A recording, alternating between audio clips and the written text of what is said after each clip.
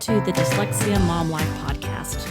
I'm your host, Nicole Holcomb, a mom just like you, raising a bright daughter with dyslexia. I look forward to sharing what I'm learning on my dyslexia parenting journey with you. And remember, you are not alone. You got this.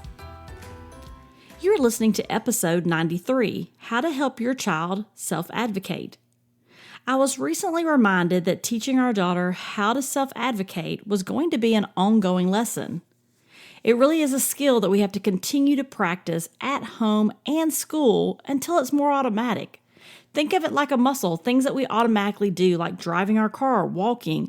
These skills that we need to teach our children so they're more automatic is how I think about advocacy. There is obviously some pause and some thought processes that our children are doing, but I want this to be just as easy as, raising her hand and asking for something without a thought. But right now, we're definitely not there. Let me share a little story with you. About 2 weeks ago, I pulled up to get my daughter at Carline and immediately noticed she was holding her hand on top of her other hand as if it was hurting. As I pulled up to Carline to get her, the teacher put her in the car and said, I think she may have injured herself at school today. And so I began to ask our daughter, what happened at school today? And so she starts talking to me about they were playing a game in PE that morning, and she went to, I think, tag someone. And anyway, she tripped and fell and ended up landing. She really doesn't remember, but what I can imagine is that she ended up landing on her hand and her wrist, like bracing herself for her fall. And she didn't appear injured. Like, to look at her, she didn't look injured. She didn't have any bruising, no swelling. She, didn't have any scrapes or anything like that. But she said throughout the day, it started just to hurt. And she has a pretty high pain tolerance. So even as she's telling me the story, she doesn't show any emotions of being upset or crying or even that it's painful. Just it kind of bothers her.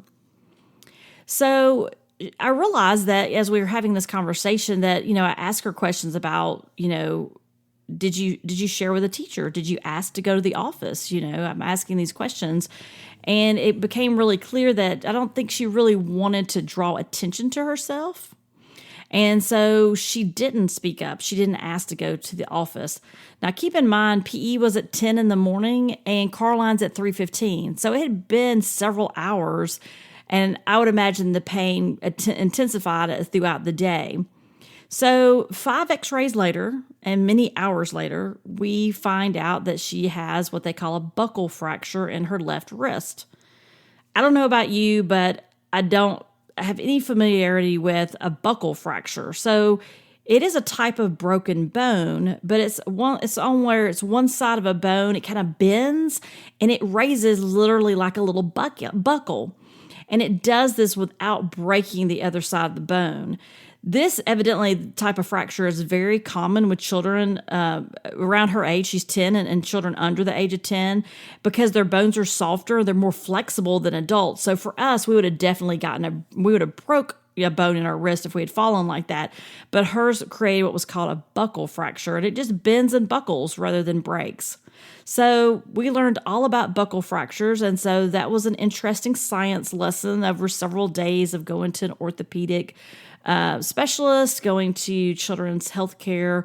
Of course, this was on a Friday afternoon, and so we ended up in urgent care trying to get x-rays with a follow-up appointment on Monday. So it was several days of working through all this, having her in certain braces in her arm, trying to figure this out. And then, we eventually learn, at first she's telling us in the top of her hand, but through the x-rays, we actually see that it's actually on the top of the wrist. So, I say that and share that because I've thought about it over the past couple of weeks here and been reflecting on the fact that she attends a very small school. There's, 7, 8 kids in her classroom.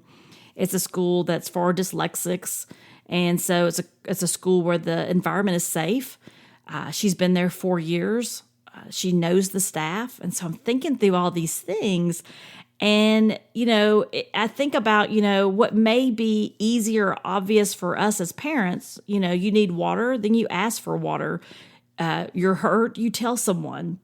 But for our kids, for our children with dyslexia, they don't always know how to go about asking for what they need. And sometimes I think in situations like this, they're not even sure what to say. Again, she has a very high pain tolerance, so I don't know, obviously she didn't recognize that she had a fracture in her arm, on her wrist, but she knew it just didn't feel right. And even when I picked her up at the end of the day, there was no bruising, there was no swelling, but she was obviously had some discomfort.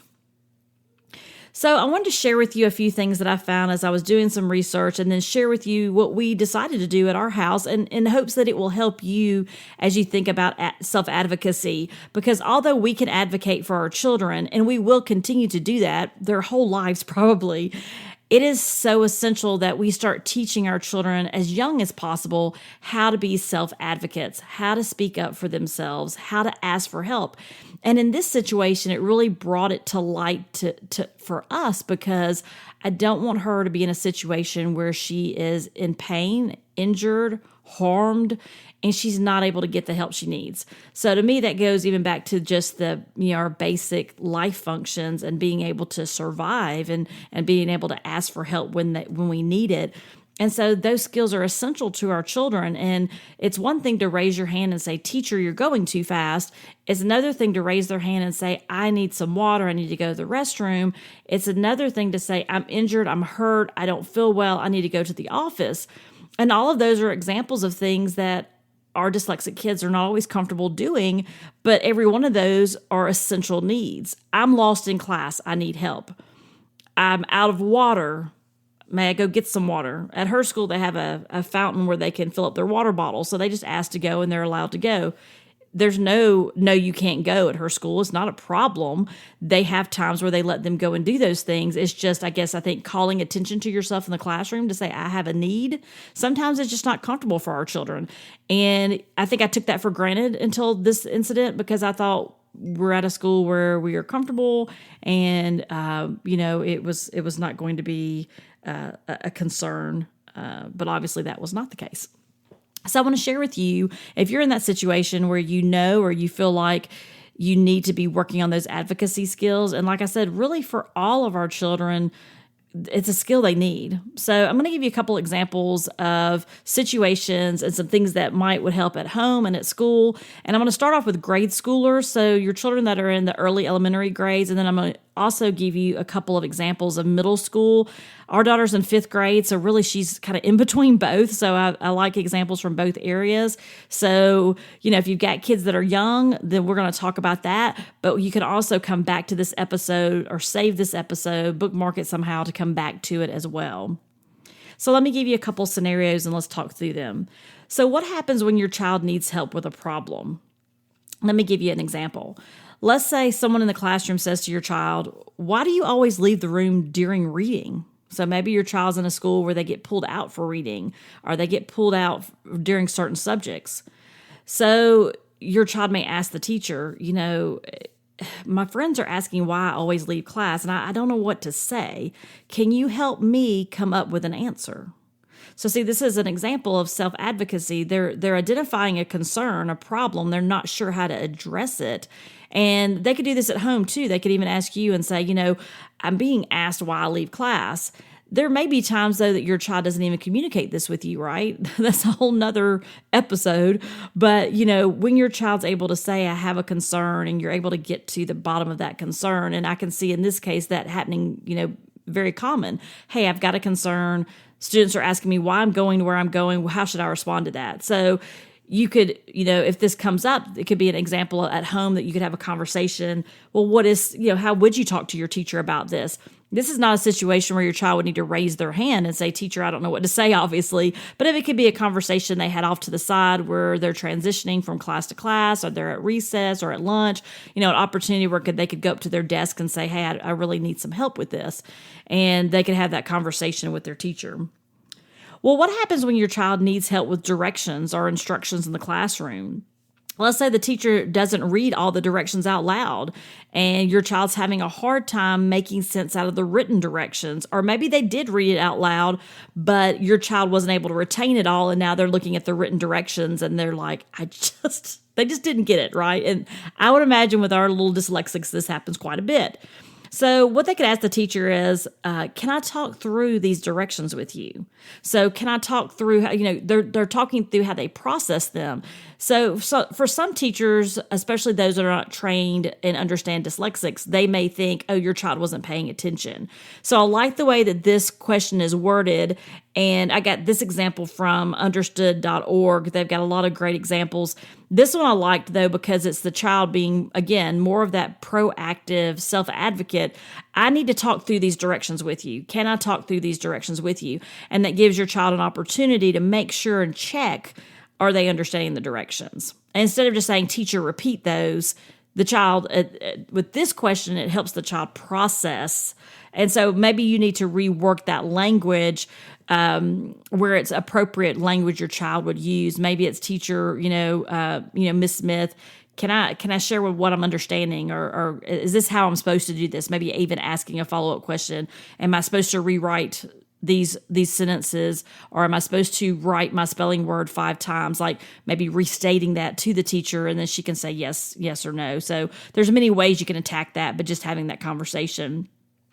And at home, you may hear, or you can help your child self-advocate to say, something along the lines of, I get my work done when I can understand the directions, but it's hard for me when they're all in writing. And so if you have a situation where your child is expressing, I can't get my work done, or you're saying, hey, why are you bringing so much work home? Or why is this not complete when I get your folder at the end of the week? Why is there things that are not completed? Obviously not in an accusatory way. You're just asking, hey, what's going on here? And your child's like, well, it's hard for me. It's hard for me when the directions are all in writing. So having your child be able to communicate to you is also a skill as to what is blocking them. And sometimes they don't know. Sometimes it's asking more questions and really listening and helping them work through that process. And so our kids are not always able to process it to a level of this understanding, so it may take a little longer in practice to get there, but we definitely should be doing those things. Here are another few starter sentences that you could use with middle schoolers. So we're going to get to that next. But before we get there, I did want to pop in and talk about this real quick. So I get questions from moms who ask me, Nicole, how are you staying so organized? Well, the answer is I'm not always that organized, but when I am, it's because I'm using what's called the Full Focus Planner, and it's a planner by Michael Hyatt. And there are 3 things I love about these planners. I love that I get a new planner every quarter, so it's like I get a little Christmas gift every quarter, so that's really great. I love, and I've got the subscription where I get different color ones, and so like one quarter I may get a red one, and the next one I may get an olive green one, and so it's always fun because I'm not sure which one I'm going to get in the mail, so it's kind of fun that way. The second one is I love that the daily calendar that's in there, it allows me to set 3 priorities for the day. So there's a list on the left of 3 priorities, and I choose those obviously, but I love that I'm limited to 3 because I'm a type A list maker. So I would have an ongoing list of all of the things I needed to do, but it really does force you to sit down and think about what are the 3 things that are on the top of my priority list? And those 3 things can be something for your home. They can be something at work. They can be something with your child. Whatever your 3 priorities, if nothing else gets done today, what are the 3 things you want to get done? And those are huge. Those are very helpful. And what's great about the planner too is you could even, if you don't get those things done, you can just put a little arrow and move them over to the next day. So there's room there. And so that's great too. And the third thing that I love about these planners is there's space on the pages. So when you open it up for the daily pages on the left, you have your priorities, you have your calendar of your times of day. If you want to set your calendar there. I also have a Outlook calendar for work. This is mostly just a personal calendar for things I need to get done for the podcast or for my family. And so I put some work stuff on there like meetings and things, but I don't go into a whole lot of detail in my planner. I believe that writing it out for me really helps my brain remember and retain things. And I just love pen to paper. So that's why I have those. But the third one is I love that there's space to take notes. So on the right-hand side, there's like a page where you can jot down notes from your day. I've started kind of journaling there because I found ask my husband, I have journals all over the place. I have just notes and things, but it provides one place where I can jot down my thoughts. I can jot down my journal. If I want to jot down how much water I drank that day or what I ate that day, if I'm watching those things as well. So I love that it has multiple functions and I can really make it my own. And because I just believe that this full focus planner is such an amazing tool for me as a parent and as a mom, I wanted to share that with you today and also let you know that if you're interested in trying his planner, he has lots of different sizes. If you want a size to slide in your purse, if you want a size that you can lay on your desk, if you want all the same color, he's got a lot of different options, and then a lot of like online training even that's free. But if you're interested in trying these planners out, if you go to the link in the show notes at dyslexiamomlife.com/episode 93, oh my goodness, episode 93.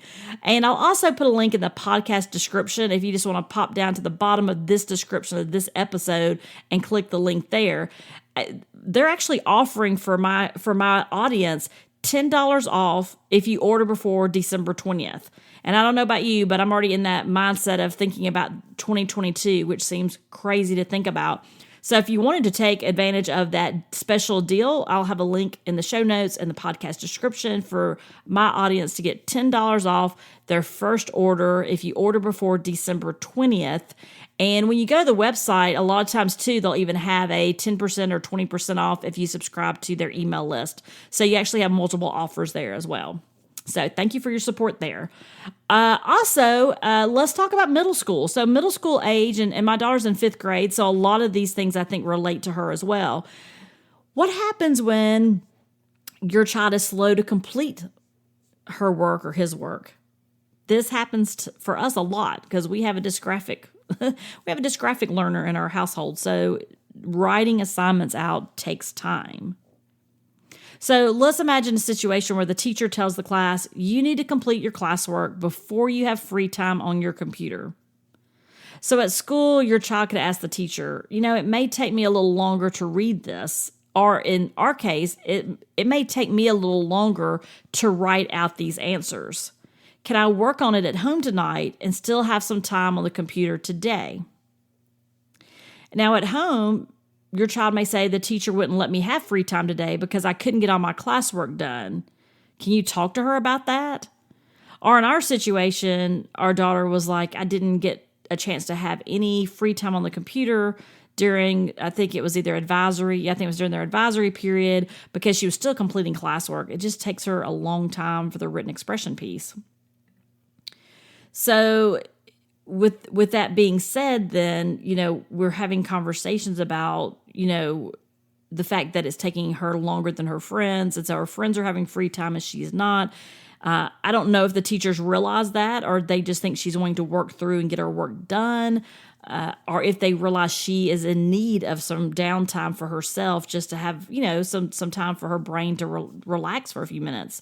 So we discussed it at home. How could she ask her teacher for some free time while still completing her work at home?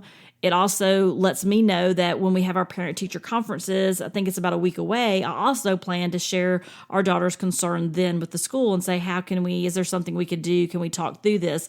I'm not even sure if they're aware that that's happening. That advisory time is time for them to get caught up on work and then also to have time to do enrichment on the computers and things. And so I believe some of the work during the classwork during the week is how she described it, was kind of held over until advisory. So those types of things, that's something I wouldn't have necessarily known if we hadn't had that conversation. So listening for those cues to have those conversations. And that last part that I shared with you about at-home advocacy, where your child is saying, I didn't get my free time because I didn't finish my classwork. And that last piece about, can you talk to her about it? We're not there yet. We got the first part. Hey, I don't have any free time, But even at home, she's not saying, is that something you can help me with? Is that something you can speak to my teachers about? So we're having that conversation as well. So it's all a teachable moment, and for those of you who are, starting your journey, when we're on this, I know someone at school described it as a road trip. We're on this road trip together and we have stops along the way. And sometimes we take the wrong turn off the exit, or we, find ourselves in a construction zone, or, a wreck up ahead, or whatever it may look like.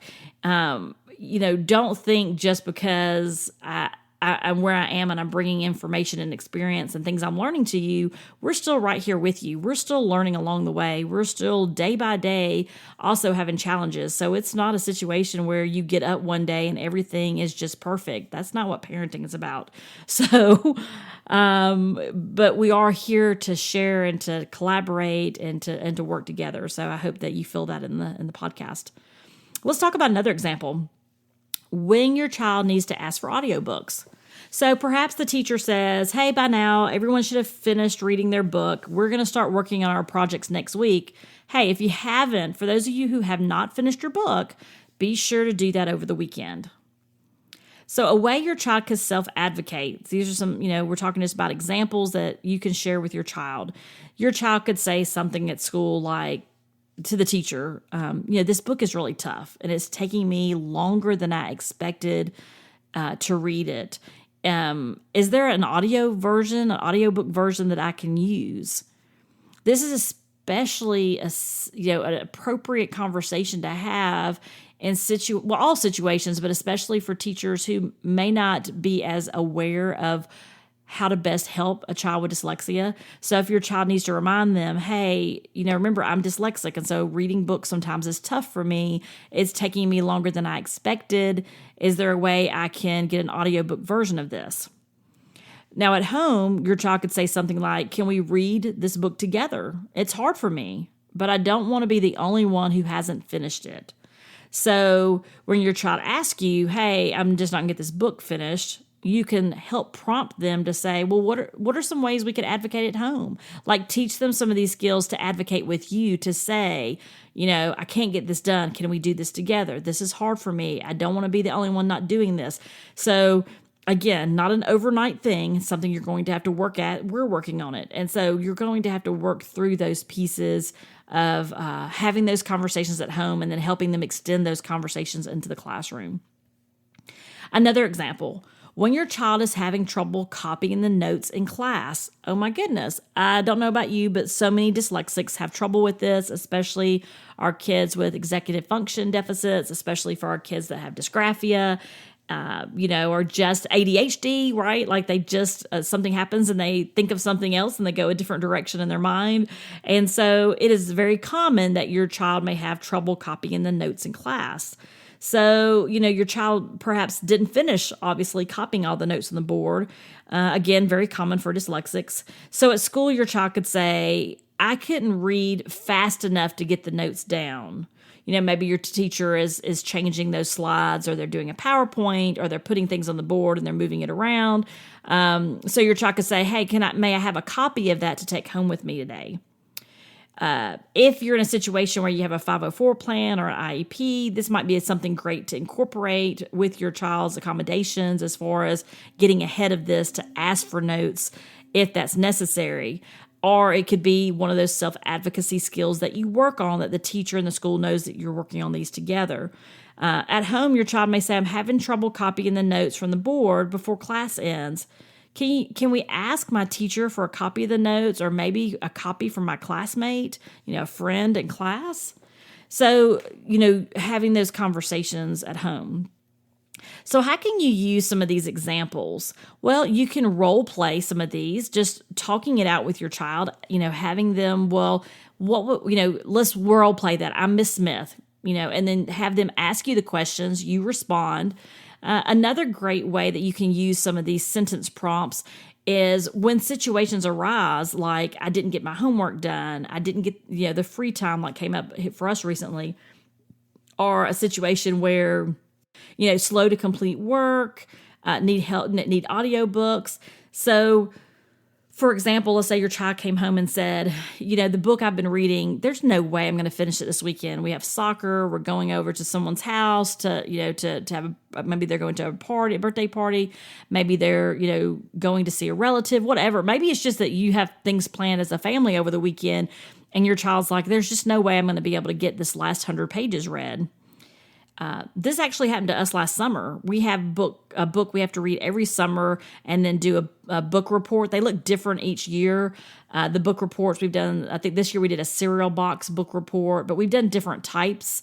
But we got to get the book read first, right? And so we were about 100 pages off. And then finally we're like, you know what? We're going to use Learning Ally, which is a great resource. It was able to read to her, highlight the words as it was reading to her, the audiobook. And she was able to get through that in probably, goodness, I'm not sure. It was an hour or so, maybe 2, maybe less.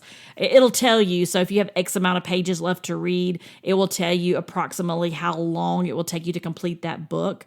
And so she was able to do that, and she was able to do that independently. Now, keep in mind, her school supports that. It's not a problem. And so you either need to have that incorporated in your plans with your school, or, it's fine for your child to advocate that they need that help. So it's also a conversation that may need to be had with the school so they're familiar with why your child's asking for this.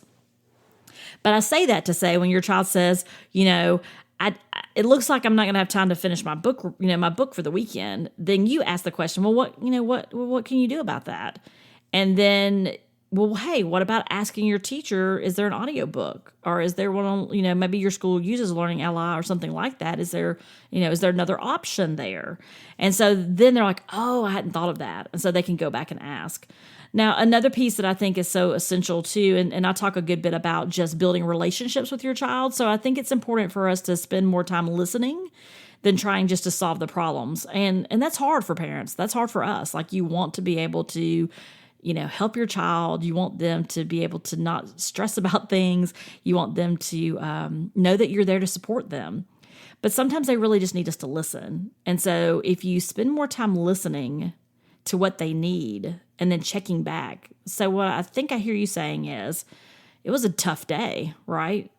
And, just validating the feelings that they're having, not what many of us do, automatically say, well, I'm going to call the school, which is fine if you need to do that. Even with us recently with her wrist, I didn't immediately call the school and say, why didn't you call me? I won't tell you I didn't have a moment of pause there to think, that's kind of strange. But then I realized as I was talking to her, she didn't bring it to anyone's attention. And then later, one of the teachers that even said, we asked her, you need to go to the office during PE. And she's like, I'm good. I'm just going to sit out. So having, really listening to your child gives you a bigger picture of what's happening. And it may take over several days to get the whole situation. So talking about what happened, start out small, I would say, when you're thinking about self-advocacy. We can't do it all at one time. It really is a skill. It's going to take a while for your child to learn the skill, and it's going to feel weird and awkward at first. It is, especially if your child is quiet or shy or introverted. It's going to feel kind of strange because they don't want to draw attention to themselves. They don't want to ask. They want to just figure it out. So I would share with the teacher and then check in with them to see how it's going in a few weeks as you start one of these skills. So there were a few things, though, I wanted to kind of finish up with and share with you about the fractured wrist. We learned that we've got to really listen to her and listen to you and let her share what happened. And so I spent a lot of time that Friday afternoon really listening and saying, okay, well, tell me a little bit more about that. Share with me what's going on. And even when we ended up that evening at urgent care, nurses, doctors, everybody wants to know how this little kid got a fractured wrist, right? That's like a lot of red flags for people. And so my instinct would be, as a type A mom, to go ahead and just tell the doctor, this is what's going on. But what I kind of reserved and held myself back a little bit, I had her explain. So they would ask her a question, what happened? She would immediately look to me, and I would say, they're asking you, can you share with the doctor what's going on? She talks very quietly, so she's just a soft-spoken person, and so I had to kind of nudge her, speak up a little bit. And then as she needed my support, I would help with that. It actually PE's at 10 in the morning. It's been several hours, timeline things, trying to help the doctors out there. But as they initially had the conversation, a lot of them did look to her. She's 5', 2.5". So she looks like, a pretty big kid. Like she's kind of, she should be able to have these conversations. And I think looks can be deceiving there. But I wanted to give her the opportunity to try to explain that. And so on Monday, we went for the follow-up to the orthopedic physician. I had her again, when he's asking what happened, I said, hey, why don't you try to explain that to him? And so she it wasn't great, right? But she did the best she could. And I think it was a good learning experience for me to be there supporting her, but her also have the opportunity to voice, this is what's happening. And then, like I said a few minutes ago, from there, I followed up with the school. We talked about a plan of how to go forward, helping her with more self-advocacy in the classroom, things we can do at home. And so, at home, we've talked about what we do next. Like, what do you do next time you're injured at school? What do you do next time when you need help? And so we're able to talk through those outcomes. So, what are the pros and cons? What if you had not asked, what if you don't ask for help next time? And so we talked, we could talk about with our children, and we did, about what would happen if you don't ask for help. So in this instance, we weren't able to get to the orthopedic physician sooner. We could have seen him Friday afternoon had she called me that morning. And so we had conversations about that. And so we also talked about the pros. And so when we looked at both sides of, if you had asked for help, what would have been the outcome? What would have been the best and the worst scenario? So she could see the worst scenario really wasn't bad, right? Just for asking for help. But giving her space to process that was very helpful.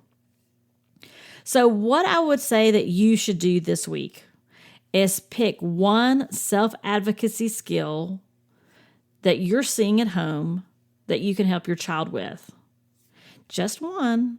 And I would say practice this with your child for the rest of this semester. Let your child's teacher know that you're working on this at home, and ask for their support at school. So it could be anything, really. It could be asking to get water. It could be going to see the nurse. It could be asking for, clarification on their agenda. It could be, whatever it is that you want them to do for self-advocacy. It could be, raising their hand in class to answer a question. You think it through as to, and if you need to incorporate your tribe and your team and talk to your teachers about, I really would like to start working on some self-advocacy skills with my child. I need help identifying those. They'll be able to help you with those. You can even ask your child, what is something you would like us to work on? And then you can role play that at home. You can ask questions and try to prepare them for, what would happen if you did or didn't ask for help in something? Maybe it's that they need additional time to complete an assignment that they're not getting completed at school. Well, how can they go about advocating for that?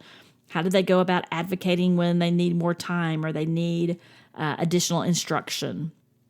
As far as, let's say they're not clear on the directions or they don't have time to copy from the board.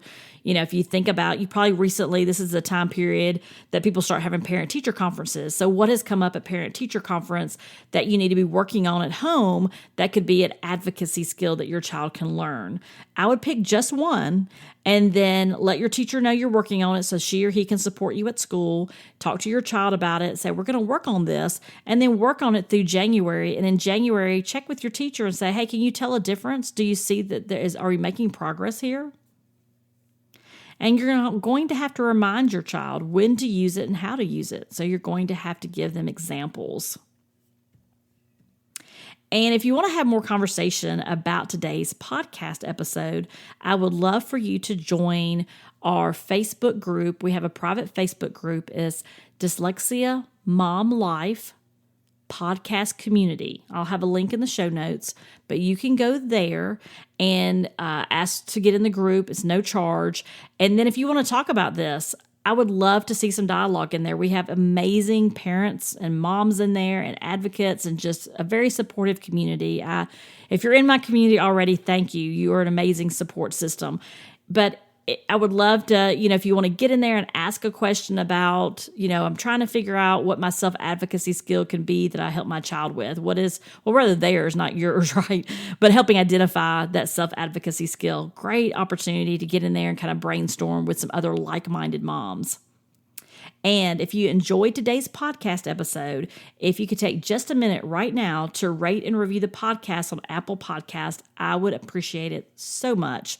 That gives parents and others that are looking for a podcast about dyslexia validation that this is a great podcast to listen to and that you're enjoying it. I've already seen so many amazing podcast reviews, and I read each and every one of them. And I sincerely appreciate your feedback and your time to do those. And I just appreciate you listening and continuing to be part of our community. So remember, you got this. Have a great week.